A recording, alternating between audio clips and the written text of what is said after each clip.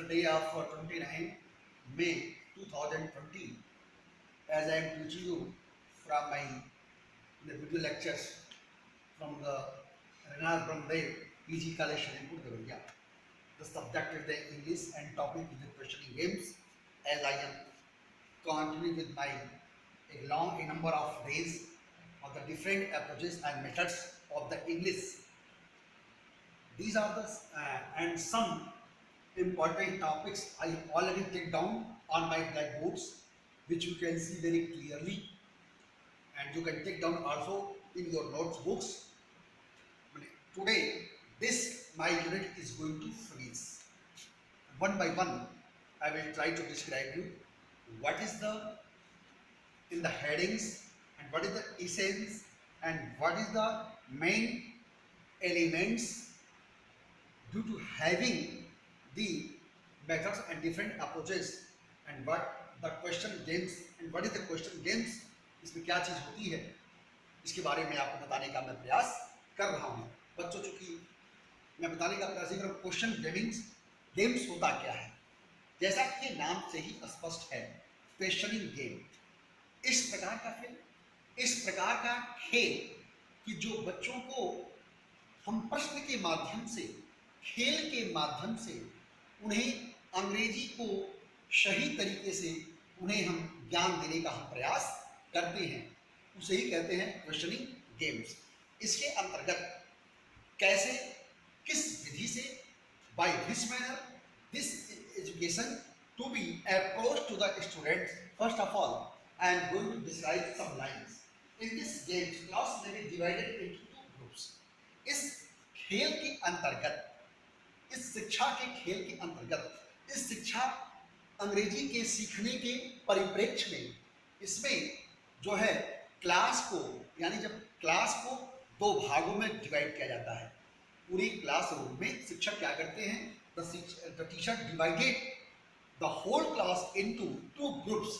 शिक्षक क्या करता है, दो समूहों में जो है क्लास को वो विभाजित कर देता है, सेपरेट कर देता है, ग्रेडेड कर देता है। ठीक है, अब उसमें बात ये आती है the teacher asks questions related one subject one by one from the students of both groups.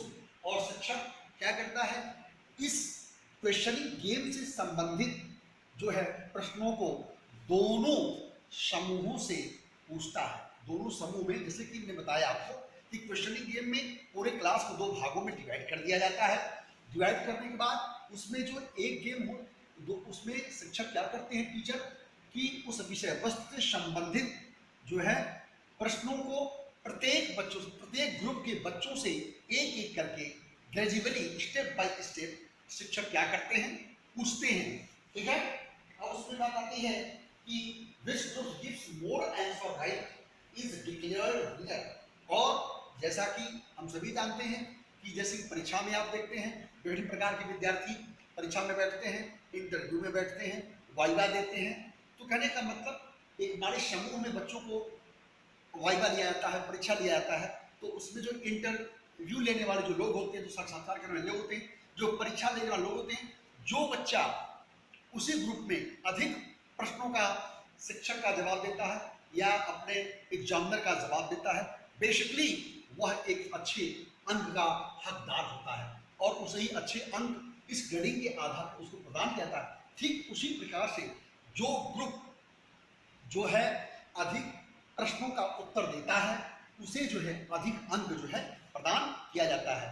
लेकिन वो उत्तर जो सही उत्तर देता है, जो उत्तर सही तरीके से नहीं दे पाते हैं, दूसरा ग्रुप जो भी ग्रुप नहीं दे पाता है, वह जो है अच्छे अंक का हकदार वह ग्रुप जो है नहीं होता है। ये और जो अधिक जो है देता है प्रश्नों का उत्तर, वह जो है वही विनर घोषित किया जाता है। इस कंपटीशन में विनर घोषित किया जाता है, उसे विजेता घोषित किया जाता है और उसे विभिन्न प्रकार के पारितोषिक से भी जो है नवाजा जाता है। इस शिक्षक की अपनी जैसे भी कॉलेज प्रशासन की अपनी जो भी बात हो, लेकिन इस तरीके से बच्चों में एक कंपटीशन की भावना पैदा होती है, बच्चों में एक विशेष प्रकार की प्रतिस्पर्धा पैदा होती है और बच्चे इसके माध्यम से, क्योंकि ये मानो ह्यूमन साइकोलॉजी है कि हर व्यक्ति चाहता है कि हमें लोग अच्छा कहें, हमें लोग हमारी प्रशंसा करें। जब भी कोई व्यक्ति अपनी प्रशंसा सुनता है तो भले कुछ ना कह पावे, लेकिन मन ही मन वो व्यक्ति आनंद का अनुभव महसूस करता है। तो जैसे चीजें मैंने आपको बताई, क्वेश्चन गेम करते करते ये बातें साबित हो जाती है। फॉर एग्जाम्पल, जैसे कि देखा जाए, कहा जाए whose job is to look after four eyes। पहला प्रश्न है, मतलब कौन सा ऐसा जॉब है जो कि 4 आंखों से देखा जाता है। हम यही बात है। दूसरा है what is the reason behind dehydration. निर्जलीकरण का के पीछे कौन से कारण हो सकता है। कहने का मतलब जहां तक मेरा अंदाजा है कि शिक्षक ही के पास लगभग 4 आंखें मानी जाती हैं, 2 फ्रंट में और 2 पीछे से भी, ऐसा समझा जाता है।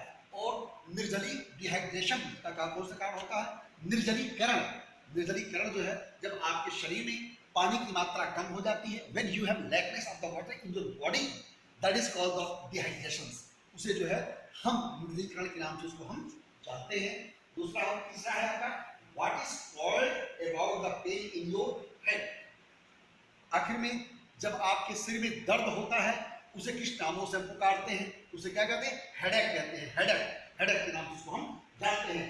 Where you have go to in your illness, जब कभी भी आप बीमार पड़ते हैं तो आप किसके पास जाते हैं। First of all when you get ill, when you ill, first of all the all the family members and all the society members whomever you will meet and told your problems, and immediately that person will say you go to have in contact with a physician or say doctor, and he will provide you some medicine, then you will be cured and you will be coming to the proper life. I have completed the question again. Riddle and the puzzles, riddles and the puzzles।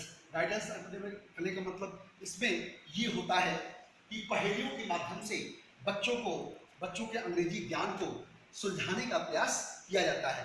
इसके अंतर्गत देखा जाए तो जैसे the teacher can ask Riders and puzzles in his class. शिक्षक क्या करते हैं, पहेलियों के माध्यम से बच्चों से प्रश्न जो है पूछते हैं, प्रश्न को जानने का प्रयास में करते हैं। जैसे कहते हैं कि you see me at bank, जैसे कहा जाता है कि पहेली के मतलब आप मुझे बैंक पर दे सकते हैं, लेकिन बैंक का जो है, मैंने पिछले अपने वीडियो लेक्चर में मैंने आपको बताया था कि एक ही जो वर्ड है विभिन्न स्थानों पर according to the structure of the sentences में अलग अलग उनका जो प्रयोग किया जाता है। एक बैंक को हम कह सकते हैं रिजर्व रिवर बैंक, नदी का किनारा।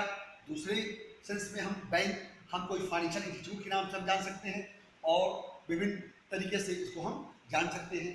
दूसरा है you can see me at the police station, करें आप मुझे पुलिस स्टेशन देख सकते हैं। इसी बीच पुलिस स्टेशन में इसका पुलिस हेडक्वार्टर, इसमें थाने पर मिल सकते हैं।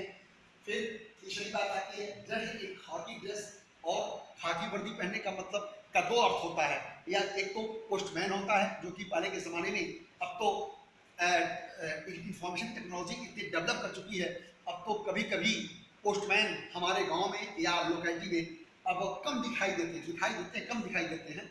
अब दूसरी चीज़ें इंफॉर्मेशन हम अपने रिलेटिव्स को हम कम्युनिकेट करना चाहते हैं तो सीधे मोबाइल के माध्यम से हम व्हाट्सएप कर देते हैं, उन्हें हम मैसेज कर देते हैं, वो चीज़ें वो जान जाते हैं। लेकिन फिर भी आज भी बिना पोस्टमैन के जो है आज भी कुछ ऐसे वर्क हैं, कुछ ऐसे कॉन्फिडेंशियल चीज़ें होती हैं व्यक्ति की या समाज की या सरकार की, जो पोस्टमैन के बिना वो काम बिल्कुल नहीं साबित हो सकता, उस समय उसकी आवश्यकता पड़ती है।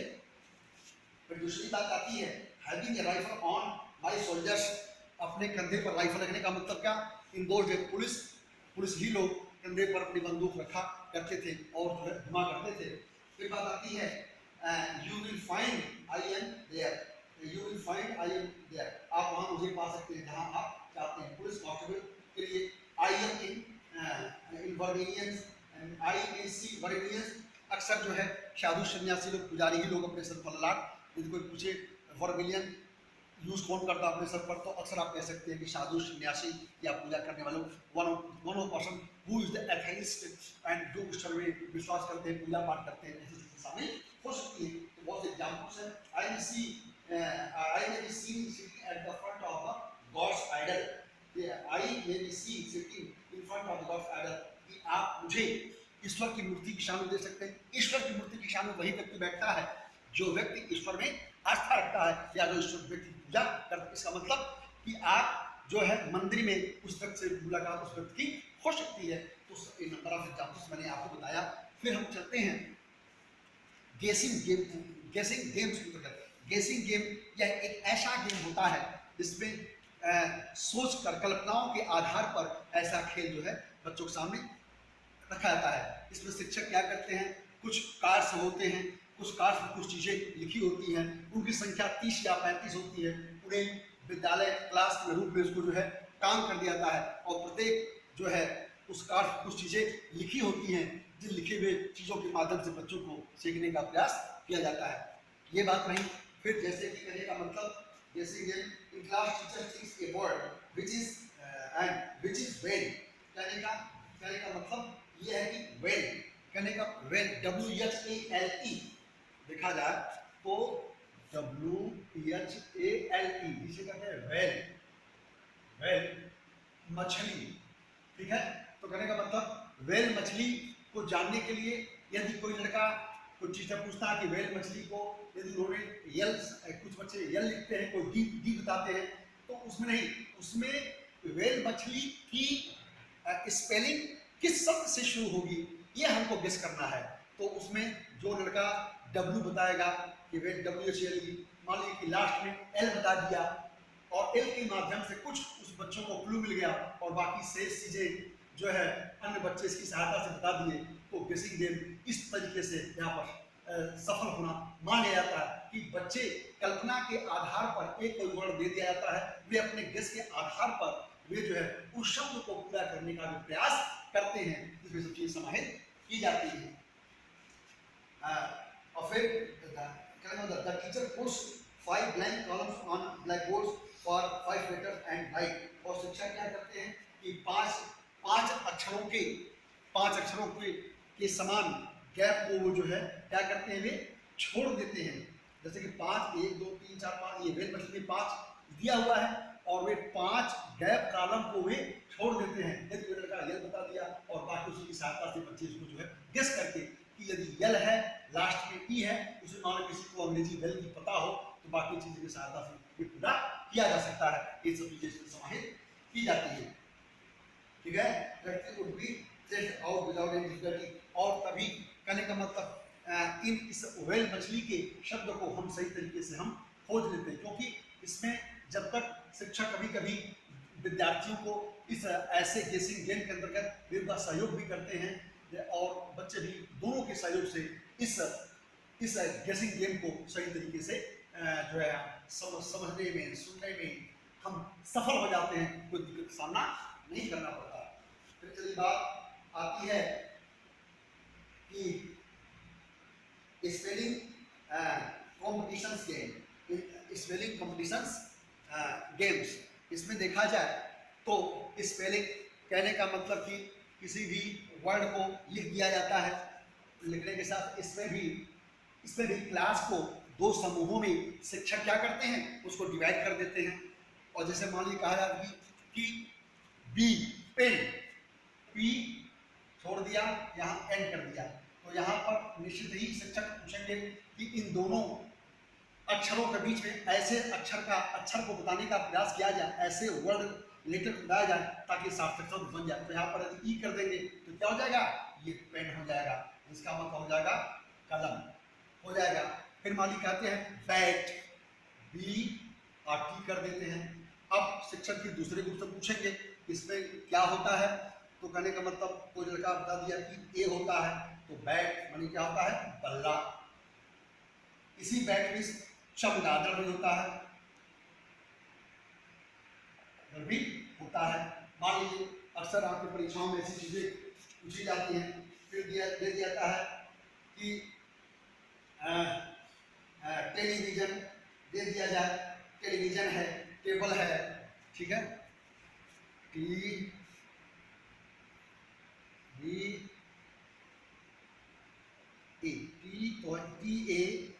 बी एल ई, टेबल माने क्या होता है, ये मेज हो जाता है। तो बच्चे इस सहायता से स्पेलिंग कंपटीशन को भी करने का प्रयास करते थे और वे अपने बुद्धि का प्रयोग लगाते हैं और जिससे यह इस वाक्य को, इस सेंटेंस को पूरा करने में काफ़ी सहायता मिल जाती है। फिर आती है आपकी कि सेंटेंस कंप्लीशन गेम्स। मैंने बताया आपको सेंटेंस कंप्लीशन गेम के अंतर्गत शिक्षक क्या करते हैं, टीचर क्लास में जाते हैं और वे बच्चों के सामने एक ऐसी परिस्थितियां पैदा करते हैं ताकि बच्चे जो है उसके माध्यम से वे स्टोरी को बनाने में पूरा होते हैं। जैसे कि मैंने पिछले लेक्चर में आपको बताया भी था कि कैसे उसको करते हैं। मान लीजिए देखा जाए सेंटेंस कंप्लीशन गेम के अंतर्गत शिक्षक एक बार कह देता है वंस, तो वंस अपॉन ए टाइम्स, ठीक है, जैसे कहा जाए कि once upon a time there was a king, ठीक है, ठीक है, who was very and honest,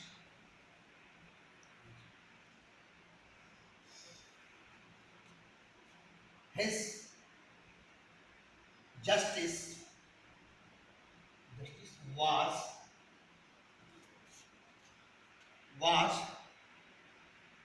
in good name and fame, ठीक है, गुड नेम एंड फेम। अब कहने का मतलब बता दिया जाए, शिक्षक ने बता दिया वंस अपॉन ए टाइम्स, फिर बच्चे क्या करते हैं and there was a king. अब स्टोरी को ऐसे पूरा करते हैं, कभी भी स्टार्ट करते हैं तो कभी कभी वाक्य को स्टार्ट कर जब कर्ता नहीं होता तो कर्ता के स्थान पर कुछ सेंटेंस को ऐसे जोड़कर हम वाक्यों को हम स्टार्ट करते हैं। Once upon a time there was a king, एक समय की बात है कि एक राजा था, who was very famous and honest, his justice was in good name and fame, ठीक है, in the world and all the world people called him Mr. Solomon Justice. जो Solomon Justice was the king of Israel and he was famous for his justice in throughout the world, like Solomon Justice, and we can say in the Indian mythology, in Indian story, the Vikramaditya was called the Solomon in the Indian history, in the world history. कहने का मतलब कि Solomon की लोकप्रियता या विक्रमादित्य की लोकप्रियता जो है सोलोमन जस्टिस के समान थी। तो ऐसे बच्चे धीरे धीरे करते करते स्टोरी मेकिंग करने का प्रयास करते हैं और जहाँ कहीं भी भटकते हैं तो शिक्षक उनको धीरे से कुछ ग्रामेटिकल क्लू, कुछ वर्डों को बताकर, कुछ सेंटेंस कंस्ट्रक्शन में उनका सहयोग करके, ग्रामेटिकल वोकैबुलरी से करके ऐसे स्टोरी कंप्लीशन को पूरा करने का भी प्रयास करते हैं। जो चीज़ मैंने आपके सामने प्रस्तुत की और बच्चे खेल खेल के माध्यम से स्टोरी को बनाकर वे इस हेडिंग शीर्षक का जो है आनंद प्राप्त करते हैं। फिर आपकी बात की My dear disciples, here is my I have written my words. I have completed mistake in my I have to teach the story completion games, but in spite of it I have completed you the story completion games. Then you would try to understand the story before earlier as I have, जैसा कि मैंने आपको बताया कि मुझे बताना था sentence completion games के अंतर्गत, तो मैं वो नहीं छोड़कर मैं अपने पार्ट को छोड़कर मैं सीधे स्टोरी कंप्लीशन पे आ गया। तो आप स्टोरी कंप्लीशन को समझ जाइएगा और सीधे मैं आपको चलता हूँ सेंटेंस कंप्लीशन गेम की। अब मैं व्याख्या करने आपको मैं जा रहा हूँ। ये स्टोरी कंप्लीशन गेम्स था और लेकिन स्टोरी कर मानिएगा इसको, और मैं सेंटेंस कंप्लीशन गेम में मैं आपको चल रहा हूँ, इसको देखने का प्रयास करिए। It is a game applied for sentence completion. यह एक प्रकार का खेल है जिसमें हम वाक्यों को पूरा कैसे करते हैं। कोई एक वर्ड लिख दिया जाता है, एक दो वाक्य में दो वर्ड लिख जाता है और फिर उस वाक्य की संरचना के अनुसार बच्चों को जो है या शिक्षक एक आध दो वर्ड लिख देते हैं और फिर बच्चों से कहा जाता है कि बाकी का जो इनकम्प्लीट जो है सेंटेंस है उसको वाक्य की संरचना के अनुसार उसे पूरा करने का प्रयास करें आप, ठीक है। ये बात है। The class should be divided into two groups. इसमें भी वही तरीका है कि पूरे क्लास को दो समूहों में बांट दिया था। In the sentence completion games के अंतर्गत सबसे बड़ी क्वालिटी ये होती है कि इसके अंतर्गत भी जो है पूरे क्लास को दो समूहों में उसको क्या कर दिया जाता है, उसको बांट दिया जाता है, उसको बांट दिया जाता है। The teacher has to write an incomplete sentence on black board, और शिक्षक को इनकम्प्लीट वर्डों को ब्लैक बोर्ड पर लिखने की आवश्यकता पड़ती है, और शेष बाकी जो है बच्चे उसको पूरा करने के लिए वे तैयार होते हैं। And students of the each groups given chance to complete the sentence, और प्रत्येक समूह के बच्चों को यह अवसर प्रदान किया जाता है कि प्रत्येक ग्रुप के बच्चे खड़े हों और वे बाकी सेंटेंस को लिखे हुए ब्लैक बोर्ड पर उसको और आगे उस वाक्य को पूरा करने का भी प्रयास करें। ठीक है, each student can avail only one chance, और इसमें सबसे बड़ी बात ये होती है कि जैसे अदर गेम्स के एक आध बार और चांस मिल भी जाता होगा, लेकिन इसमें इस सेंटेंस कंपटीशन गेम में सिर्फ एक बार सिर्फ एक ही बच्चों को मौका देने का इसमें प्रयास किया जाता है, जिसमें ये बात साबित हो जाती है। ठीक है, and it can be played by each student bye adjusting the difficult level of sentence, और इस it can be played by each student, और यह इस प्रकार का गेम प्रत्येक बच्चे के द्वारा खेला जाता है। प्रत्येक बच्चा अपनी बुद्धि और विवेक से उस क्लास में अपने उस वाक्य को पूरा करने का प्रयास करता है। इस माध्यम से बच्चों के अंतर्गत एक तरीके से जो भी कमी होती, कितना भी कठिन वर्ड होता है, एक दूसरे के सहयोग से, शिक्षक के सहयोग से, सेंटेंस कंपटीशन गेम के माध्यम से इस पाठ को सही तरीके से इस टॉपिक को पढ़ लिया जाता है और बच्चों को सहज ज्ञान प्राप्त हो जाता है। ठीक है, अब रही बात तीसरा रिवीजन गेम्स। 6 पॉइंट जो है रिवीजन गेम के अंतर्गत मैं आपको बताने का प्रयास में कर रहा हूं। जैसे कहने का मतलब कि the teacher prepared some number cards to 30 और 40। ठीक है, इसमें अब मैं आपको पढ़ा रहा हूं रिवीजन गेम्स के अंतर्गत, जिसे पुनरावृत्ति खेल भी कहते हैं। पुनरावृत्ति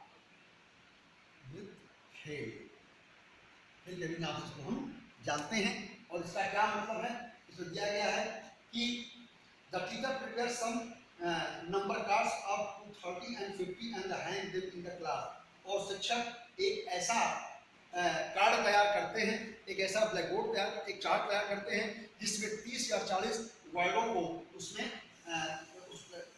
लिखा जाता है और उसे क्लास में उसको जो है टांग किया जाता है।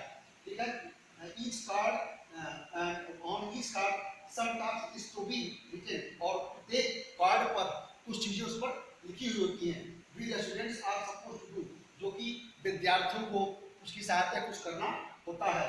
Like right the answer of questions, जैसे दिया जाता है कि प्रश्नों के उत्तर को लिखिए, ट्रांसलेट द सेंटेंस, और वाक्य का जो है अनुवाद करिए। ठीक है, करेक्ट द मिसस्पेल्ड वर्ड्स, और उसमें कुछ गलत शब्दों को लिख दिया जाता है जिसकी स्पेलिंग सही करके उन बच्चों को उसमें लिखनी पड़ती है।